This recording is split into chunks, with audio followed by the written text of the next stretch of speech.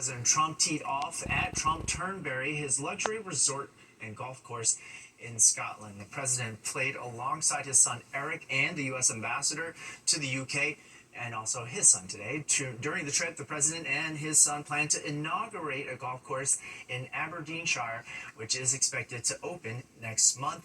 Meanwhile, protesters in Edinburgh and around that country took to the streets to protest his visit, saying Trump is not welcome in their country. I think the vast majority of Scots have this sort of feeling about Trump. Even though he has Scottish roots, he's a disgrace to us. Trump is expected to discuss trade with EU and UK leaders while he is abroad. Yankees slugger Aaron Judge will be on the sideline for a while, placed on the injury list with elbow issues, and strange as may sound, this is an outcome that is considered good news in this scenario. Fox 5's Jennifer Williams joins us in the studio with why that is. Hi, Jennifer.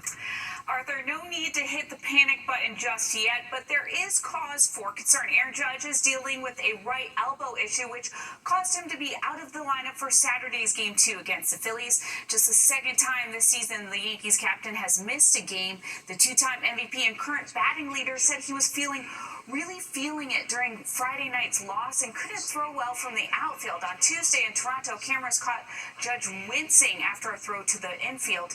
Now, when it comes to elbows in baseball, it's hard not to think of a surgery usually reserved for pitchers. But post-game manager Aaron Boone said that Judge was diagnosed with a flexor strain and his UCL was completely intact, meaning no Tommy John surgery.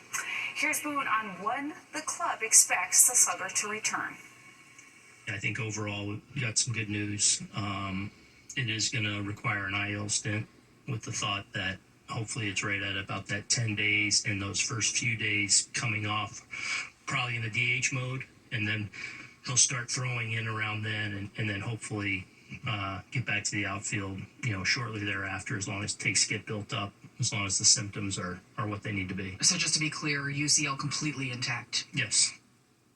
Judge said hitting isn't the issue, it's throwing, and he'll DH when he does return. Now, losing Judge for an extended amount of time could be season-altering for the Yankees coming up in sports. We'll hear from Judge, and I'll have if the Pinstripes were able to even the series without their captain. Arthur? All right, some nervous times for the Yankees. Thank you so much, Jennifer. Well, New York's first responders lacing up for a good cause. Who came out on top today during the Battle of the Badges? And miles and miles of pavement going car-free. How people are celebrating another summer of open streets. And there's a response from the company involved at the heart of the Coldplay Kiss Cam scandal. They've got a little help from a surprising face.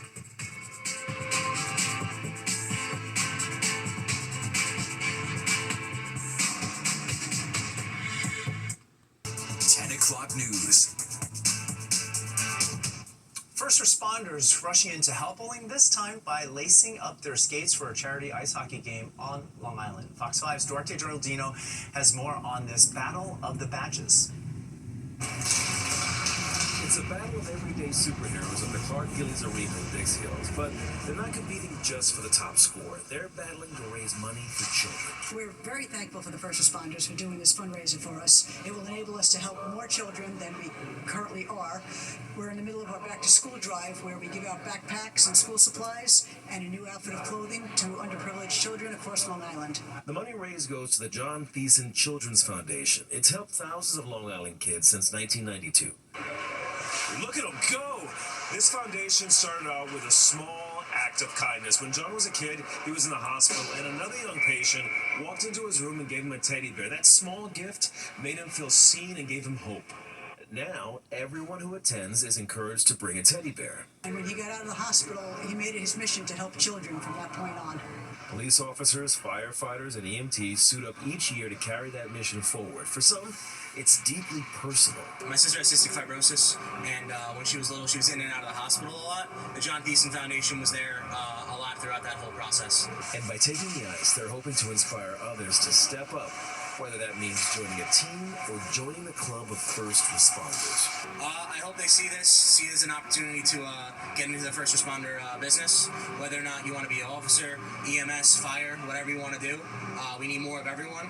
We're all good guys here. I mean, we all love our families. We're all here showing great support for one another. And if we can get any interest from the kids and be like, hey, we want to be hockey players too, that's a great involvement. In the end, FDNY EMS beat New York State Court's hockey team, but really, everyone won here because it's the kids who count. What is your strategy? How does it relate to what you do out in the field? We keep positive. I mean, not every day, whether it's on the ice or in the field, is going to be a positive day, but we like to keep a positive mentality. And at the end of the day, it's the team who wins it, not just one person. So I love it. Thank you so much. Can we get like a picture? In Dix Hills, Duarte Geraldino, Fox 5 News. And no teeth were lost. All right. Well, the city's popular Summer Streets program is back and larger than ever. It paves the way for miles of car-free fun across all 5 boroughs. All of this kicking off this morning at 7 a.m. in Astoria, Queens, and also on Staten Island. Each Saturday for the next month, pedestrians, cyclists, and families get to enjoy free programming, art displays, workouts, and a variety of cultural activities all in the middle of the street. The DOT is saying this is all about inclusivity and reimagining public space during the summer months. Streets are for everyone, and it's lovely to be able to enjoy the street in a safe way with your friends, with your family, and just, relax. It's encouraging people to come out, roam the streets, adventure, and just enjoy this beautiful weather here in New York.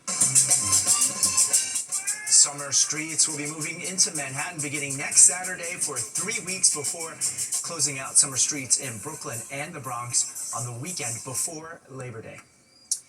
It's time now to discuss the weather. It worked out today. Luke Johnson joins us now with a look at maybe a possible heat wave. Yeah, possible heat wave the start of next week and some showers and thunderstorms for our Sunday. We actually saw a few sprinkles, a little bit of rain in parts of New Jersey earlier this afternoon. And you see this system out west. We're not going to get a taste of that until the wee hours of the morning. I'm talking 3 o'clock in the morning, maybe 4 o'clock in the morning.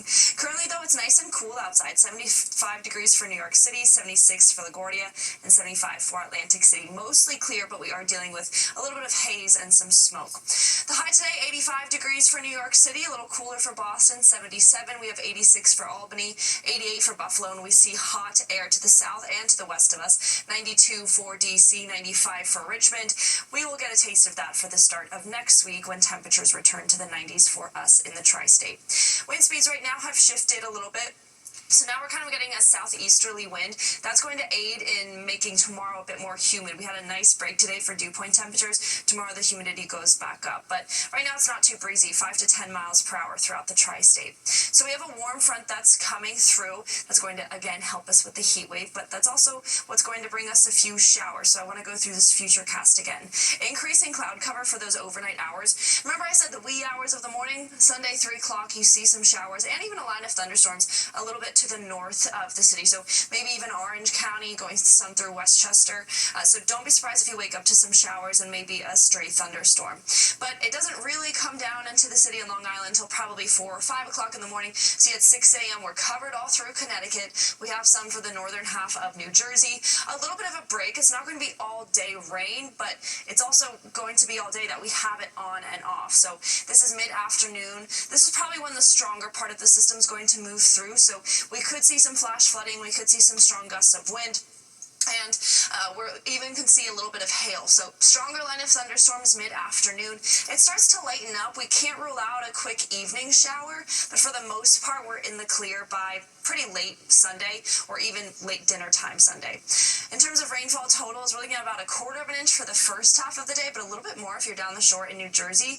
And then when it's all said and done, about 1.5 inches for a lot of us. So that is a pretty significant amount of rain to get in just about a day or so. Lows tonight are going to be in the 70s and some of us in the upper 60s, 69 for White Plains, 68 for Hartford. We have 70 out on Long Island. Tomorrow, another cool day, so just a high of 82. But then we go up big time for Monday, 92 degrees, hot and humid, and then it actually just keeps getting hotter. 94 for Tuesday, 95 for Wednesday, cooling down a lot by Thursday though, 83. And you know what, the start of next weekend at least looks really good. Friday goes back down to 80, and next Saturday a high of 79. But definitely going to be a rough few days ahead of us. Arthur. We're getting used to it. All right, thanks so much, Liv. Well, the company Astronomer is trying to move on from the Kiss Cam debacle by using a celebrity who one could say considers the band Coldplay to be family. We've been thrilled so many people have a newfound interest in data workflow automation. As for the other questions we've received, Well, that is actress Gwyneth Paltrow, of course, who was married to Coldplay, who was married to Coldplay's frontman Chris Martin for 13 years. Paltrow saying she's been hired as a temporary spokesperson for the tech company, which found itself in an uncomfortable spotlight when two of its top executives were caught on camera in an intimate embrace at a Coldplay concert. The embarrassing moment played out in front of the audience at the stadium, then it went viral.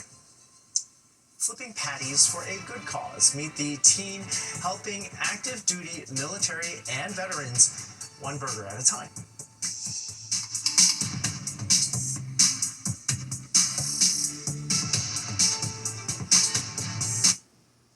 Deal with Columbia University to unfreeze its federal funding. President Trump is now looking to do the same with Harvard, but the Ivy League school is still mired in multiple lawsuits. We have the latest on how President Trump is putting Harvard to the test.